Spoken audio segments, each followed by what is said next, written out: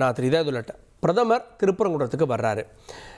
முருகன் அரசியல் பாஜகவுக்கு இந்த கூட்டணிக்கு ஏன் கை கொடுக்காதுன்னு நினைக்கிறீங்க? அதுக்கு முன்னால் ஆச்சாரி பல விஷயங்களை சொன்னார். வரப்போகிறது, நடக்க இருக்கிறது, இந்த 4000 கோடி இனிமேல் தான் நடக்க போகுது. இப்போ எப்படி இருக்குன்னு சொன்னால், நாங்கள் கோதாவரியும் கங்கையும் இணைக்க போகிறோம்னு சொன்னாங்க பார்த்தீங்களா, கட்காரி காலத்திலேருந்து எடப்பாடி காலம் வரை அந்த மாதிரி இருக்குது. கிழக்கு கடற்கரை சாலை போகிறோம், குளச்சல் துறைமுகம் கொண்டு வரோம்னு சொன்னாங்க பார்த்தீங்களா, மீனவர்களுக்கு வாரியம் பண்ண போகிறோம்லாம், தனியாக அமைச்சரவை கொடுக்கணும். இப்படி பொய்க்கு மேலே பொய் சொல்கிறது தான், அதை கொடுத்த இதை கொடுத்தது. நாங்கள் வேறு ஒன்றும் கேட்கல. எங்கள்கிட்ட 100 ரூபா வாங்குறீங்க, ஒரு 50 ரூபா கொடுங்கன்னு கேட்குறோம். நீங்கள் 29 ரூபா கொடுக்குறீங்க. மீதி காசை கொண்டு வந்து கொடுத்துட்டு நான் கொடுத்தேன் அது எங்கள்கிட்ட இருந்து வசூல் பண்ண கட்சி இப்போ இருக்கட்டும். அதாவது திருப்பரங்குன்ற அரசியல் எடுபடலை. இவங்க என்னென்னவோ முயற்சி பண்ணாங்க, நீதியரசர் மூலமாக எல்லாம் பண்ணி பார்த்தாங்க, ஒன்றும் நடக்கலை. மக்கள் மத்தியில் அங்கே அந்த ஊர் மக்களே ஒற்றுமையாக நின்றுட்டாங்க. எந்த இட கொடுக்கல, எந்த விதமான ஆதரவும் இவங்களுக்கு கொடுக்கல. இப்போ பிரதமரை கூப்பிட்றாங்க. என்ன நடக்கும்? ஒரு தமிழ் பாடல் இருக்குது, திருப்பரங்குன்றத்தில் நீ சிரித்தால் முருகா திருத்தணி மலை மீது எதிரொலிக்கும். இப்போ இவங்க பண்ணுற அவ்வளோ கூட்டமும் ஆர்ப்பாட்டமும் திருத்தணியை ஒட்டி உள்ளது ஆந்திரா. அங்கே வேணால் எடுபடும், தமிழ்நாட்டில் எடுபடாது. ஏன்னா முருகனுக்கும் தெரியும், அழகனாகிய அந்த முருகனுக்கு தெரியும் இவங்கெல்லாம் யார், நம்மளை இப்போ தேர்தலில் வந்து நம்மளை பார்க்குறாங்களேண்டு. ஏற்கனவே முருகனுக்கு தூக்கி வேலை தூக்கிட்டு வந்தாங்க.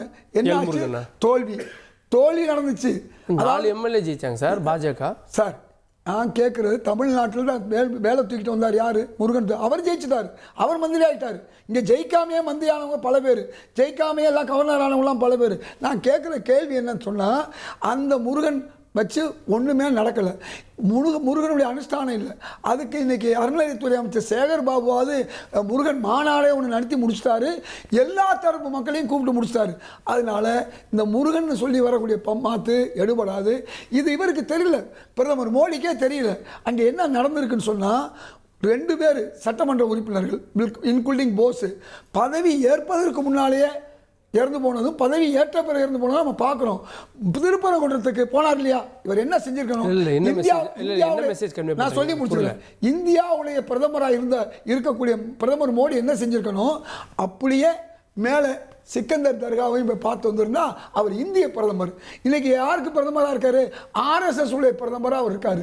இதைத்தான் நான் சொல்றேன். அவருக்குன்னு ஒரு தனி உரிமை இருக்குல்ல சார், அவர் நீங்க கோயிலுக்கு போக கூடாதுன்னு சொல்ல முடியுமா? இப்ப நீங்க திரு நரேந்திர மோடி போனார்னு நீங்க சொன்னா நான் ஒத்துக்குவேன். இந்திய பிரதமர் மோடி திருப்பரங்குன்றம் போனார் சொல்லும்போது, இந்திய பிரதமர் வந்து கிறிஸ்தவர்களுக்கும் முஸ்லீம்களுக்கும் சகோதர இந்துக்களுக்கும் அவ்வளவு பேருக்கும் அவர் பொதுவானவர்.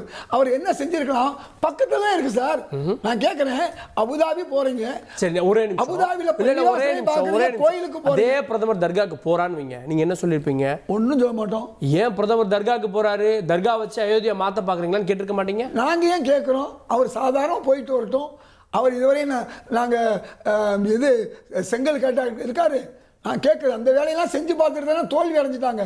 நீண்ட 200 வருஷம் 300 வருஷமாக முயற்சி எடுத்து இந்த 100 வருஷமாக அந்த திருப்பரங்குன்றத்தில் அவருக்கே தெரியுதா இல்லைன்னு தெரியல, எங்கே வந்து தீபம் ஏற்றினார்களோ அதை மாற்றிட்டாங்க. ஆக நீங்கள் ஒட்டுமொத்தமாக பார்த்தா திருப்பரங்குன்றத்தில் மோடி அவர்கள் போனதுனால எதுவும் நடக்காது. இப்போ என்ன நடக்க போகுதுன்னா, தலைவர் ஸ்டாலின் அவர்கள் இன்னைக்கு 200 தொகுதிக்கு மேலே எப்படி வெற்றி பெறுவதுன்னு அவர் ஒரு வியூகம் வகுத்து அதிமுக கூட்டணியில் பாதியை உடைச்சிட்டாரு. அதே மாதிரி வந்து தேமுதிக கொண்டு போயிட்டார். இப்படி எல்லா கதையும் அழகாக செஞ்சுக்கிட்டு இருக்காரு. எல்லா மக்களுக்கும் நாங்கள் யாரையும் எந்த மக்களையும் விடமாட்டோம் சொல்றதா இன்னைக்கு முதல்வர் ஸ்டாலின் வேலை. அதை அவர் தெளிவாக செய்கிறார். திரு ஆச்சாரி, திருப்பரங்குன்றத்திற்கு பிரதமர் போயிருக்கதால எந்த திருப்பமும் கூட்டணிக்கு வரப்போறது இல்லைன்றார். இதயத்துல்லா அண்ணன் சொன்னதுக்கு பதில் சொல்றதுக்கு முன்னாடி நம்ம திமுக நண்பர் சொன்னதுக்கு வந்து, ஏன்னா அவர் நேரடியாக பாஜக மற்றும் பிரதமர் மேல அலிகேஷன் வச்சாரு. அதுக்கு நான் பதில் சொல்லிட்டு அடுத்தது நான் இதயத்துல்லா அண்ணனுடைய கேள்விகளுக்கு நான் பதில். PM கேர் பத்தி இங்க ஒரு கேள்வி கேட்டாங்க. அதே மாதிரி வந்து இந்த பேட்டி பச்சாவோ அதை பத்தி, பிஜேபியோடைய டொனேஷன் பத்தி, அதாவது PM கேர் பத்தி 2000 நம்ம அதான் நம்ம ஆப்போட ஒரு பார்ட்ல தான் அது வருது. ஸோ வந்து இந்த பிஎம் கேர் பத்தி 2020 கொரோனால வந்து லட்சக்கணக்கான பேர் மரணித்த சமயத்தில் உருவாக்கப்பட்ட அந்த பிஎம் கேர் மூலமாகத்தான் வந்து தடுப்பூசி வந்து அதை வந்து தடுப்பூசியை தயார் பண்ணி அதை வந்து எல்லா இடத்திலும் கொண்டு வந்து கோடிக்கணக்கான மக்களை வந்து பாதுகாக்கக்கூடிய ஒரு மிகப்பெரிய புரட்சிகரமான ஒரு பிஎம் கேர் தான் வந்துச்சு. அதே மாதிரி வென்டிலேட்டர் வசதியை செய்து கொடுத்தது. 2021 இந்த பிஎம் கேரை எதிர்த்து ஒருத்தர் வந்து சுப்ரீம் கோர்ட்ல போய் கேஸ் போடுறார். இந்த சுப்ரீம் கோர்ட்ல போய் கேஸ் போடும்போது இதை வந்து ஆடிட் பண்ணணும், இதை வந்து ஆர்டிஐ கொண்டு வரணும்னு சுப்ரீம் கோர்ட் தலையிலே ஒரு கொட்டு கொட்டுச்சு. இதை பத்தி நீ கேள்வி கேட்காத.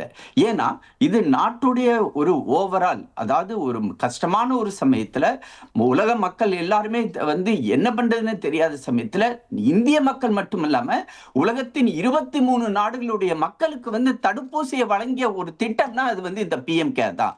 அடுத்தது வந்து இந்த நமோ ஆப்ன்றது அந்த மைக்ரோ டொனேஷன் இருக்கு இல்லைங்களா, அது எங்களுடைய, அதாவது பாஜகவுடைய தொண்டர்கள் நிர்வாகிகளுக்குரிய மைக்ரோ டொனேஷன் தான். அதுல வந்து நாங்க வந்து எங்களுடைய 1000 ரூபாய்க்கு மேல யாருமே கொடுக்கவும் முடியாது. அதுல எங்களுடைய 14 கோடி உறுப்பினர்கள் கொடுக்கக்கூடிய அந்த மைக்ரோ டொனேஷன் மூலமாக கட்சி சார்பாக சகயோக அப்படின்ற ஒரு திட்டத்தின் கீழே வந்து கட்சி சார்பாக வந்து செலவு செய்வதற்காக தான் அப்படின்றது ஒழிய அதுல வந்து 1000 ரூபாய்க்கு மேல 1 ரூபாய் கூட கொடுக்க முடியாது. ஆக இது வந்து நம்மளுடைய திமுகவினர் தொடர்ந்து வைக்கக்கூடிய குற்றச்சாட்டு. அந்த குற்றச்சாட்டை இன்னியோட நிறுத்திக்கணும்னு நான் ஆசைப்படுறேன். அடுத்தது முருகன் மாநாடு, திருப்பரங்குன்றம் மாநாடு பத்தி நீங்க கேள்வி கேட்டீங்க. தமிழ்நாடுன்றது வந்து ஒரு வந்து ஆன்மீக பூமி சார். இந்த ஆன்மீக பூமியில இதே வந்து வேல் யாத்திரை வந்து மிக சக்சஸ்ஃபுல்லாக நடத்தப்பட்டு எந்த தமிழ்நாட்டுக்குள்ளார பாஜக வந்துரும் அப்படின்னு பயமுறுத்துறதுக்கு இவங்க பேசினாங்களோ, அதே சமயம் பாஜக வந்துராதுன்னு சொன்னாங்களோ, அந்த இடத்துல 4 எம்எல்ஏக்கள் பெருவாரியான வாக்குகளை பெற்று வெற்றி பெற்றது வந்து நம்ம பார்த்தோம். இன்னைக்கு வந்து இதே திருப்பரங்குன்றத்துல கிடைச்சாங்க, அந்த கூட்டணி தோல்வி அடைந்தது இல்ல. பட் அதாவது கூட்டணி தோல்வி அடைந்தது அது வந்து ஓவரால் பாஜகவுக்கு வந்து ஒரு சீட்டு கூட வராது அப்படின்னு திரு மு.க. ஸ்டாலின் அவருடைய கூட்டணி கட்சியினரும் 2024 ஒவ்வொரு பரப்புரையிலும் அவங்க வந்து பேசினாங்க. ஆனா 4 பேர் வந்து இன்னைக்கு எம்எல்ஏ வந்து உருவாக்கி இருக்கார்கள். அடுத்ததாக வந்து அண்ணன் சொன்னாங்க வந்து பிரதமர் வந்து அங்க மசூதிக்கு போகல, தர்காவுக்கு போகல அப்படின்னு. அவருக்கு ஒரே ஒரு தகவல் மட்டும் சொல்றேன். 2025 கிறிஸ்துமஸ் அன்னைக்கு டெல்லியில உள்ள கத்தீட்ரல் சர்ச் அப்படின்ற அந்த மிக முக்கியமான ஒரு தேவாலயத்துல போய் கிறிஸ்துமஸ் விழாவை கொண்டாடியவர் திரு நரேந்திர மோடி அவர்கள். அதே மாதிரி வந்து குஜராத்ல போரா இஸ்லாமியர்கள், அண்ணன் ஒரு நிமிஷம், போரா இஸ்லாமியர்களுடைய ஒவ்வொரு முக்கியமான நிகழ்ச்சிகளிலும் தவறாமல் பங்கு கொள்பவர் திரு நரேந்திர மோடி அவர்கள். ஆனால் அவருடைய கோயில் என்பதால் போறாரு. இல்ல ஒரு நிமிஷம், இல்ல அவர் வந்து அது தவறு. அதாவது இன்னொன்னு சொல்றேன் உங்களுக்கு, இங்க ராஜஸ்தான்ல அஜ்மீர் ஷரீஃப் தர்காவுக்கு ஒவ்வொரு வருடமும் வந்து அது அந்த முக்கியமான அந்த ஒரு விழா நடக்குது.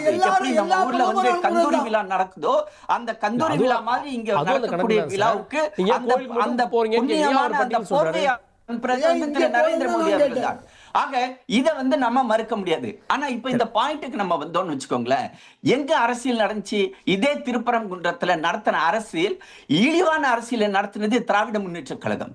இந்த திருப்பரங்குன்றத்துல அந்த ஒவ்வொரு வருஷமும் நடக்கக்கூடிய அந்த எங்களுடைய இந்துக்களுடைய ரைட்டை வந்து நாங்க வந்து ஹைகோர்ட்ல போய் நாங்க வாங்குறோம். ஒவ்வொரு வருஷம் அங்க ஏத்தல சார், ஒவ்வொரு வருஷம் பிள்ளையார் கோயில் பக்கத்துல ஏத்துறாங்க, அதை ஏத்திட்டாங்க. உத்தரவை கூட வந்து அவங்களால சொல்லாதீங்க.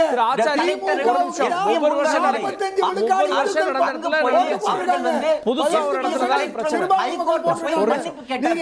அந்த இடத்துல அந்த இடத்துல இன்னைக்கு வந்து திரு நரேந்திர மோடி அவருடைய வீட்டுக்கு போய் தன்னுடைய வருத்தத்தை தெரிவித்து விட்டார். இது செய்யக்கூடிய மிக மோசமான ஒரு அரசியல். நாங்கள் அது மாதிரி செய்ய வேண்டிய அவசியம் இல்லை. திரு நரேந்திர மோடி அவர்கள் இப்படியாப்பட்ட ஒரு இழிவான அரசியல் செய்பவர் கிடையாது.